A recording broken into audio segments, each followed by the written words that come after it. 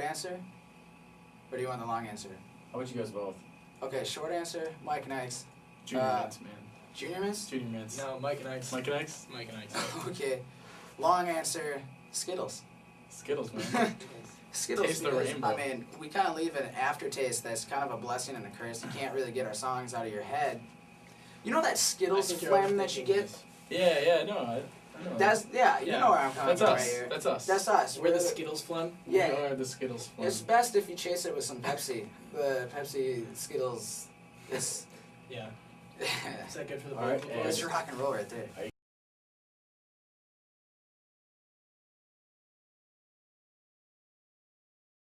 Me and Ryan learned guitar around the same time. He took the other route. He did lessons.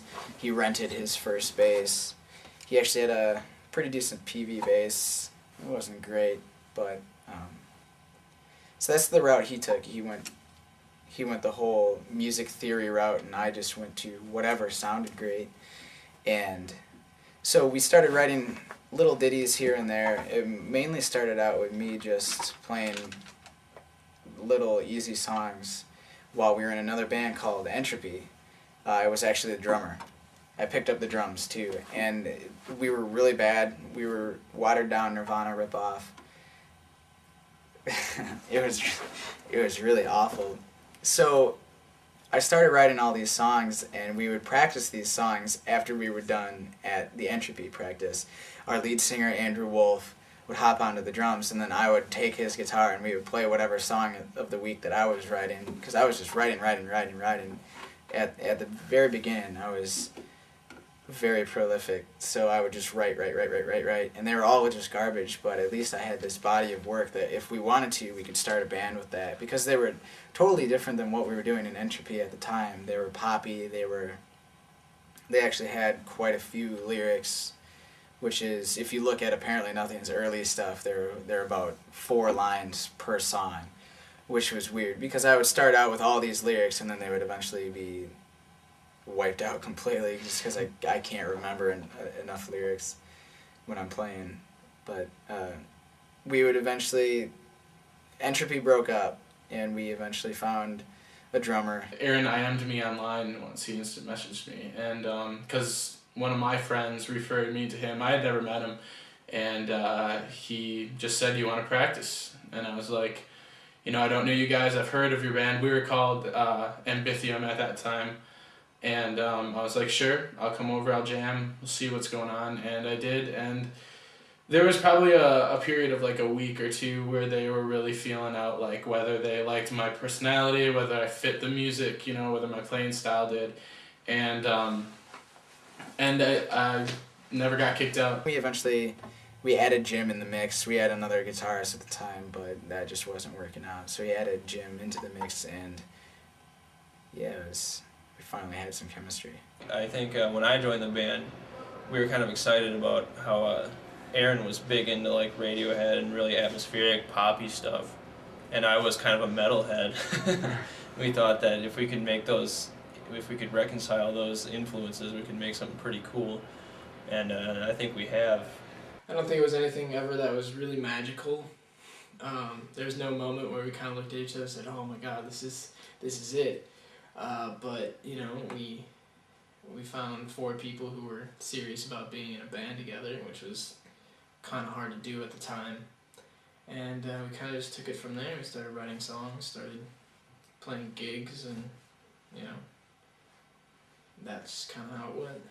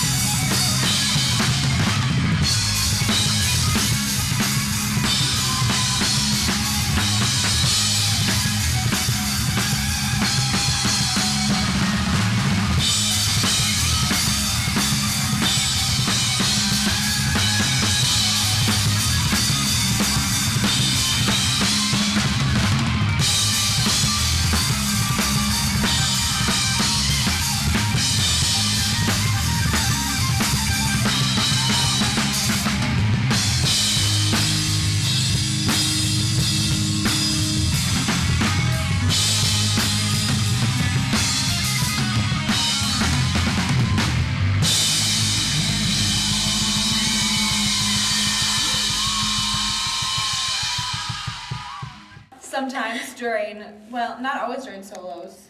No, More, just well, in but general. I would say more often during guitar solos than not. Jim and Aaron will make love, air love, to their guitar. And sometimes Aaron goes as far as to making love to the amps. Like at the last live show on January 6th, that amp got more than it paid for, I think. Good date on that one. That was good. Nice date reference. But they enjoy making air love. If I was there, I would enjoy it also. I wish I were that guitar. When I was a young lad, a freshman, moved in high school, I didn't know what to do in life. I had no guidance. But then, one day at Fine Arts Week in May 6th, 2001, actually, made that up. But I viewed a band. Sixth Sixth grade. grade. Okay, we viewed many bands during Fine Arts Week, and there was one that had about 3. And the first band was terrible. I won't lie to you. I don't remember their name. Cacti something or other. But then apparently nothing took the stage. Now I didn't know them, but they were amazing. And I got really into them. But after that, I didn't see them much anything. I just assumed they were just some band. But then I had Lane in my study hall and got to know him.